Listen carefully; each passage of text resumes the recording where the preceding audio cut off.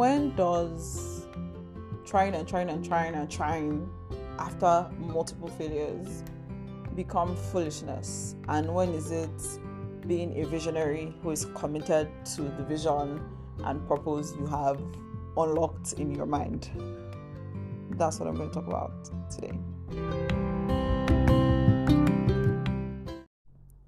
I've talked previously on this podcast about relativism and how our judgment about things is always in relation to where we stand. So if you're someone who is cautious, you think everyone who is not cautious is crazy, and you think anyone who is more cautious than you are is also crazy.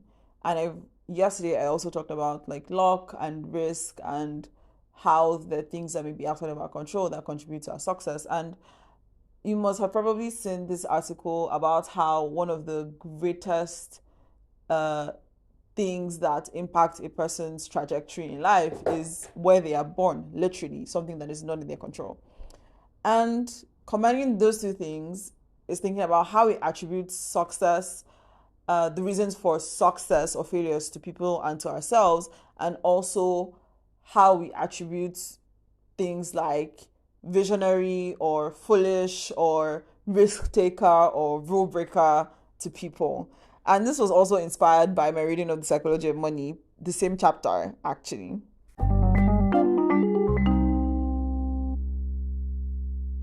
So the book being called Psychology of Money, Morgan Housel is really looking more at like financial habits and what people do and how people spend.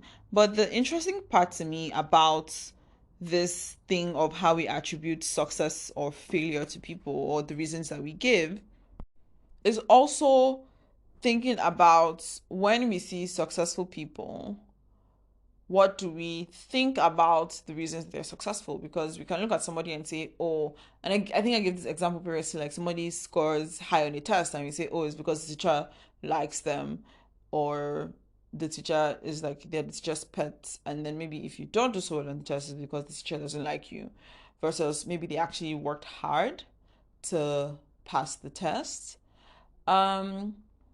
It could also be that the success that someone has can be attributed, or whatever thing they have achieved can also be partially attributed to being lucky. Like I give an example about how I got into UX. Like it wasn't anything, I didn't have any grand plans to get into UX and do 1, 2, 3, 4, 5, 6, 7, 8 things, and that is what led me to UX. A lot of it was luck of being in the right place, the right time, and just talking to the right people. And the work part of it was doing the things like being helpful and connecting with people and all of those things. But it was largely things that I had no say in how they actually happened that led me on this path. And in the book, Morgan Housel talks about how he interviewed this economist guy who won the Nobel Prize in economics, Robert Shiller, and he asked him, what do you want to know about investing that we can't know? And Robert Shiller answers, the exact role of luck in successful outcomes. Because nobody wants to accept that part of their success can be attributed to luck, because then it makes them feel like, and then, but what of my hard work? And then if you say that to somebody, then you sound like you're jealous or something. So nobody also wants to say that to other people. Like, have you considered the fact that some of the things that you've achieved maybe because of things that you didn't do anything to actually create? And this doesn't diminish the success, it just helps you remain clear-headed and level-headed to know that like it could have also gone the other way.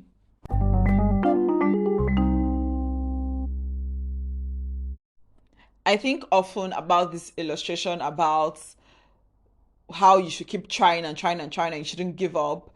When people give that example of somebody in the gold rush era where they were digging and digging and digging and digging, and after digging for so long and not striking gold, they just like wrap it up and sell off their equipment. And if they had just gone a little further, they would have struck gold.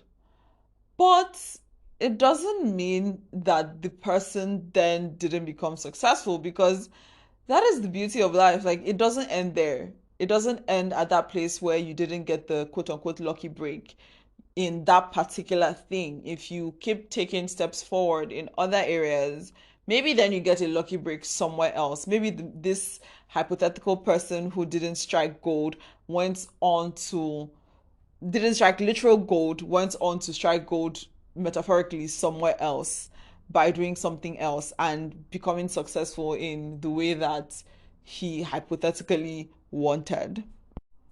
One of the beautiful things about life and the hard things about life is that the things that are the most meaningful and that are the most exciting and that are the most amazing things have you never have that 100% certainty about its success.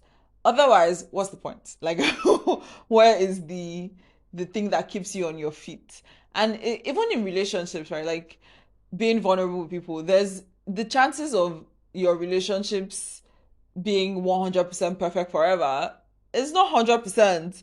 Like relationships and friendships, even parent-child relationships end sourly. Like parents don't talk to their children, children don't talk to their parents. In marriages and friendships, like all these kinds of things, there's always the risk of heartbreak.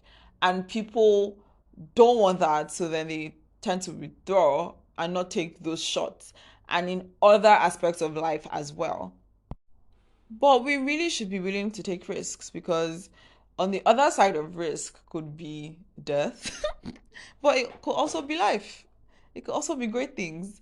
And maybe we should focus on that side of the beautiful possibilities.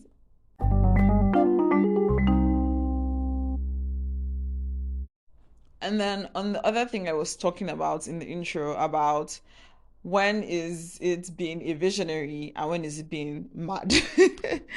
When people say, keep trying, keep trying, keep trying, when do you actually know that this isn't working and you need to let go of it? Because if you look at some of the examples recently, like Mark Zuckerberg turned down Yahoo's offer to buy Facebook for $1 billion. And in the moment, everyone was like, what? This doesn't make any sense. Why would you do that? But now, some almost 20 years later, it seemed to be a great decision. And this is an example that Morgan Housel gives in the book. But at the same time, people clown Yahoo for also not selling when they got the offer to be bought.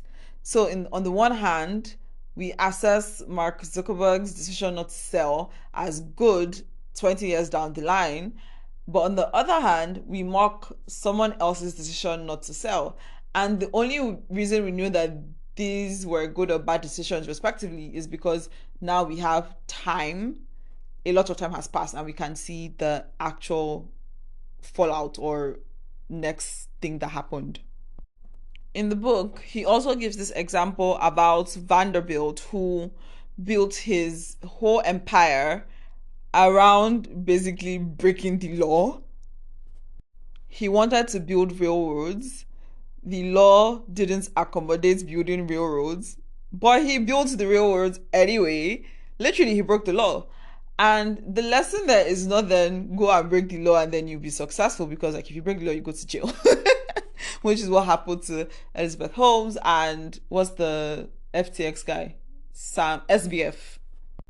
And there's also the same thing with JD Rockefeller as well. He gives that example about JD Rockefeller and how they didn't let out, quote unquote, they didn't let outdated laws get in the way of innovation. But that is not the story that you want to tell your kids. Like, break the law and then you be successful and rich. Like, no. The thing that makes the difference between a quote unquote rule breaker, lawbreaker, and a successful visionary is literally time. We recognize some of the quote unquote great minds of the world, even though in the time when they were there, they may have been doing things that were foolish or basically also breaking the law, but then now so much time has passed that people don't even talk about those parts of their story or pay attention to it, and instead talk about how they achieved great things afterwards. So maybe time is really what makes the difference between whether you are a visionary who is following the path of vision and creating a better world and innovation, or you're just crazy. Bye.